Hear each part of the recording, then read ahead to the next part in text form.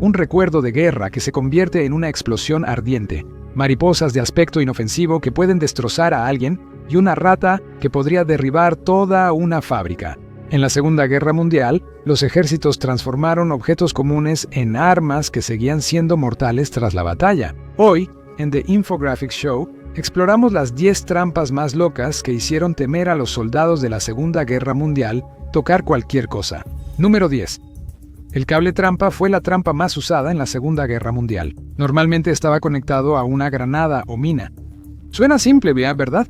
Pero ahí te equivocas. El verdadero ingenio estaba en la colocación. Las fuerzas alemanas ponían estos artefactos a nivel de los tobillos en las puertas, sabiendo que las tropas aliadas, cansadas y entre escombros, no los notarían a tiempo. La situación empeoró cuando pusieron el alambre a la altura del pecho. Aunque un soldado cruzara el alambre bajo con cuidado, seguía caminando hacia el más alto. Los japoneses perfeccionaron los cables trampa y minas en el Pacífico, colocándolos en árboles y usando la selva como arma. Un solo cable podía derribar un tronco o soltar un paquete de granadas del dosel. Los marines pronto entendieron que si la selva lucía anormalmente despejada, era justo por donde no debían pasar. En 1943, los manuales aliados incluían secciones sobre detectar cables trampa. A los soldados se les enseñaba a moverse lento, buscar vegetación alterada y revisar destellos de alambre. Ir más lento exponía más al fuego de francotiradores. Todos perdían en esa situación.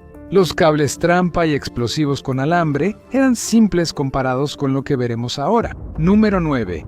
¿Qué cosa un soldado no puede resistir tomar? ¿El equipo enemigo? A veces es lo último que tocan en su vida. Los alemanes lo sabían y lo hicieron un arma muy efectiva en la guerra. Sprengfallen y Meinenfallen transformaron la curiosidad en carnicería. Cascos, rifles y barras de chocolate sirvieron para transportar inesperados instrumentos de muerte. Los soldados aliados que entraban en aldeas europeas liberadas caminaban directo a una trampa mortal. Claro, los nazis se habían ido, pero su peligrosa presencia seguía ahí. Ese casco tirado en la tierra, conectado a una bomba. Ese rifle apoyado contra la pared, conectado a una bomba. La manija de la puerta de esa granja vacía ocultaba una bomba. Hasta la lámpara al lado podía significar un final prematuro. La genialidad de Alemania era predecir el comportamiento humano. Al retirarse, la Wehrmacht llenó Europa de explosivos. Dejaron binoculares en los escritorios, mapas extendidos y cajas de municiones con granadas y espoletas medio sacadas. En el norte de África, el Afrika Korps lo hizo un juego, dejando cajas de municiones abandonadas. Al levantar la tapa, el soldado aliado activaba las espoletas y tenía solo segundos para notar el error. Un truco consistía en dejar una fotografía enmarcada colgada torcida en la pared de una casa capturada. Los alemanes creían que solo un oficial la enderezaría. Al hacerlo, el detonador oculto tras el marco premiaba esa pulcritud con un destello y una explosión. A veces las trampas iban hacia los ingenieros. Algunas minas terrestres tenían una segunda carga oculta para matar a quien intentaba desactivarlas. Incluso explosivos defectuosos, granadas, morteros o bombas aliadas sin detonar se reciclaban en dispositivos de retardo, listos para castigar a quien husmeara buscando recuerdos o repuestos. Los inventos más crueles aprovechaban la comodidad o supervivencia. Esto incluía reservas de comida y agua conectadas para explotar, mantas, utensilios, incluso barras de jabón equipadas con detonadores. Las trampas con cebo funcionaron. Las tropas aliadas ya no confiaban en nada. Equipo abandonado, casas seguras y hasta cadáveres podían ser trampas. El daño físico ya era bastante malo, pero el impacto psicológico era peor. Al terminar la guerra, los hombres temían a la curiosidad. Y si crees que eso es cruel, espera a escuchar lo que hicieron con los soldados heridos. Número 8. Esta es pura maldad. Y básicamente violó todas las reglas de la guerra que existían en ese momento. A veces, las fuerzas alemanas ponían explosivos en sus propios soldados muertos como trampa. Es muy macabro. En los densos bosques de Jürgen, soldados alemanes llevaron la crueldad al extremo al convertir a los heridos en trampas. La idea era simple y monstruosa. Los gritos de un herido atraerían a médicos o rescatistas. En el instante en que intentaban moverlo, una carga oculta detonaría. William H. Edwards, soldado de la 4ª División de Infantería de Estados Unidos, fue usado como conejillo de indias en un experimento fallido durante una patrulla nocturna en el bosque. Pisó una mina que le arrancó el pie derecho, pero de alguna manera sobrevivió a la explosión, quedando indefenso y expuesto cerca de las líneas alemanas. Al amanecer, gritó pidiendo ayuda y 2 médicos estadounidenses acudieron, seguidos de soldados alemanes hostiles. Los médicos fueron atacados y se vieron obligados a retirarse. Más tarde esa noche, 3 alemanes se acercaron al estadounidense herido. Edwards esperaba compasión, pero le robaron, quitaron la chaqueta y cigarrillos y pusieron explosivos bajo su espalda. Cuando terminaron, él quedó atrapado. Un solo movimiento, un intento de rescate, y se llevaría a sus salvadores con él. Edwards estuvo atrapado casi 3 días, con balas y artillería explotando cerca. Permaneció despierto fumando los cigarrillos que los alemanes no hallaron, temiendo que si se desmayaba, algún rescatista muriera al intentar ayudarlo. Cuando 2 compañeros de infantería finalmente lo encontraron, Edwards les advirtió que se mantuvieran alejados y les indicó con calma cómo cortar cada cable. Después de 70 horas de agonía, Edwards fue liberado. La táctica era pura maldad. Convertía la compasión en letal y la misericordia en sospechosa. Al final de la guerra, los médicos atendían a los heridos con palos, cuerdas o miedo. Nos quedamos con los alemanes, ejemplo perfecto de uso excesivo de trampas explosivas. Esta arma causó pesadillas a soldados aliados incluso décadas después de la guerra. Número 7. La mina S alemana, llamada Betty Saltarina por las fuerzas aliadas, fue una obra maestra de ingeniería creada para causar gran daño. Se activaba al pisar el detonador o cable trampa. Ese era el primer golpe. A diferencia de una mina tradicional, no explotaba al instante. En vez de eso, una carga pequeña lanzaba la mina a unos 90 o 120 centímetros a la altura de la cintura. Luego, la carga principal detonaba, esparciendo metralla en 360 grados a la altura del abdomen y el pecho. Los alemanes colocaron millones de estas en Europa, siendo devastadoras. El radio de explosión podía herir o matar a cualquiera dentro de un rango de 20 metros. Solo una podía acabar con todo un escuadrón. En otro juego de gimnasia psicológica, los soldados que activaban una tenían unos segundos entre el clic inicial y el lanzamiento. Tiempo suficiente para saber que ibas a morir o quedar herido, pero no para hacer algo al respecto. Algunos soldados intentaron correr. Eso no funcionó. Otros intentaron acostarse boca abajo y la mina simplemente saltaba sobre ellos y explotaba de todos modos. Estas minas fueron tan efectivas que se usaron mucho después de la Segunda Guerra Mundial. Versiones modificadas se lanzaron en Corea, Vietnam y otros países.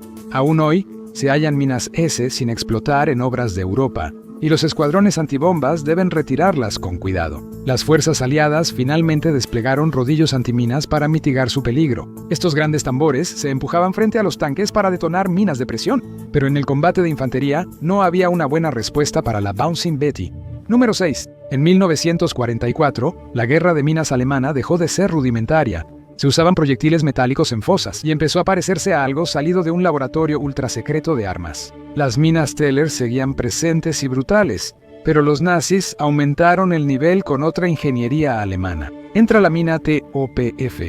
A simple vista, era una mina antipersonal común, plana y circular. De cerca era más siniestro y sofisticado, hecha de madera comprimida, pulpa, cartón, alquitrán y algunos tapones de vidrio. La mina superior era un pequeño dispositivo metálico creado para engañar detectores de metales aliados. A menudo, el único metal en todo el aparato era el propio detonador. Los ingenieros alemanes usaban una pintura negra arenosa llamada Tarnsand para ayudar a sus tropas a localizar campos minados. Los detectores aliados tenían problemas para captar su señal, pero los alemanes no. Tarnsand era algo radiactivo, y sus detectores tenían un contador Geiger básico. El resultado fue una mina que se ocultaba de las herramientas de tus enemigos, pero no de las de sus creadores. Ingenieros alemanes promovieron atacar blindados desde abajo. Idearon la Panzerstabmine 43, que básicamente era un lanzacohetes enterrado disfrazado de mina. Parecía una varilla pequeña saliendo del suelo. Cuando un tanque pasaba por encima, la varilla se doblaba hacia un lado, activando una carga de pólvora que lanzaba una ojiva Panzerfaust directamente al vientre del tanque. La mina permitía que la carga hueca de 5 pulgadas perforara fácilmente el blindaje de 4 pulgadas, algo imposible para un soldado común. Ni los tanques pesados resistían eso. Su gemelo malvado, el Holzsprung 4672, añadía un truco aún más desagradable. Esa mina, como la Betty Saltarina, saltaba antes de explotar. Una carga enterrada hacía que la ojiva saltara y detonara bajo la delgada panza del tanque, no en sus orugas o rodillos.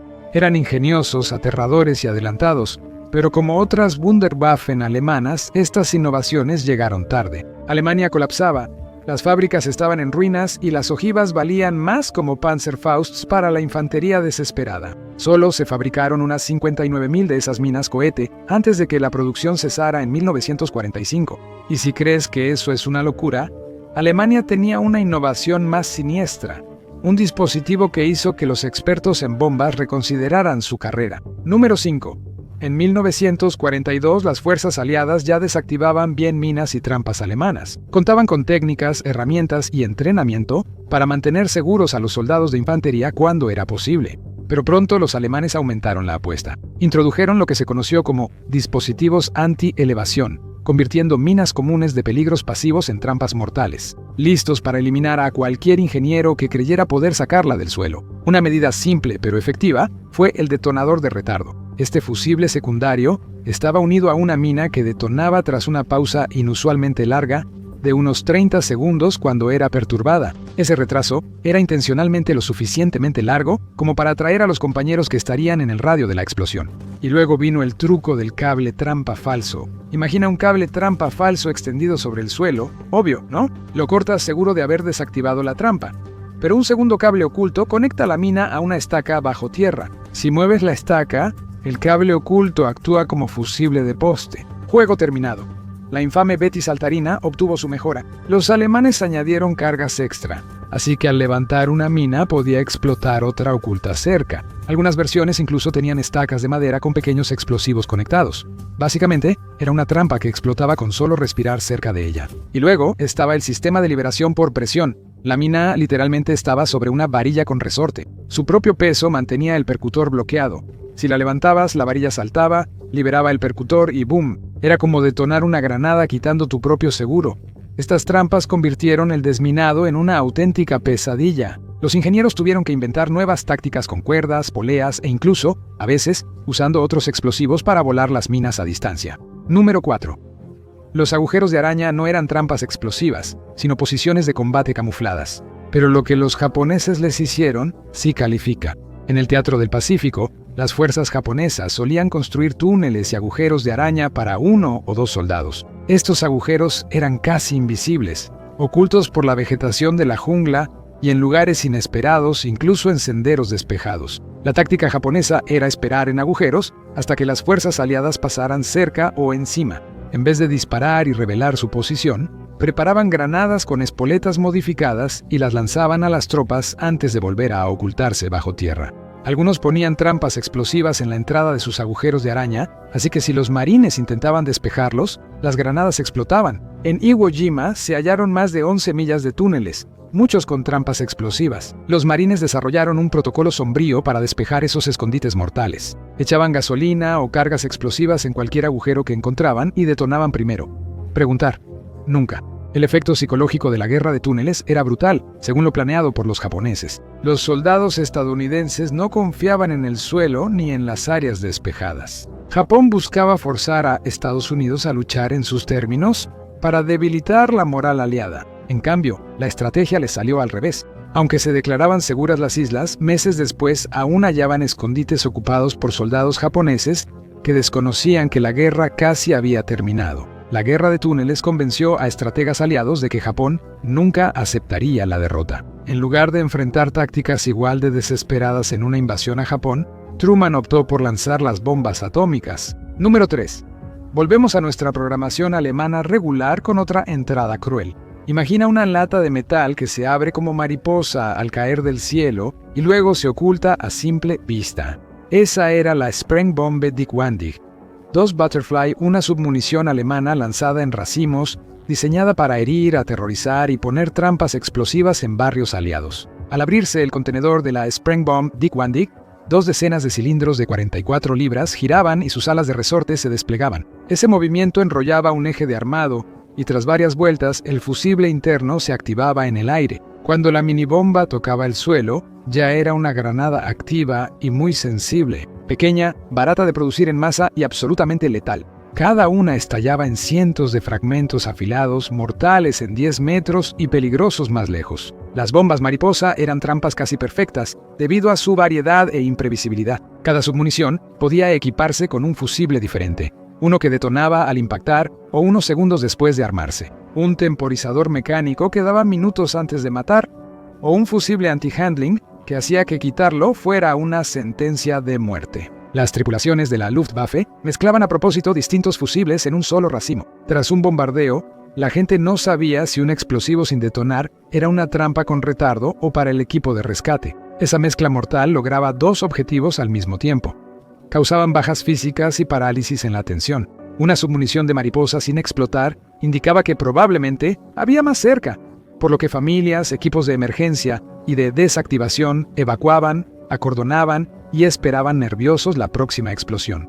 Las bombas dejaron una historia de peligro. Causaron muertes de civiles en lugares como Ipswich, Grimsby y Cleethorpes durante los bombardeos sobre Gran Bretaña en 1943. Bombas sin explotar han causado muertes incluso décadas después. Esta entrada se asocia con la guerra en la selva en Vietnam, pero también aplicó en el Teatro del Pacífico en la Segunda Guerra Mundial.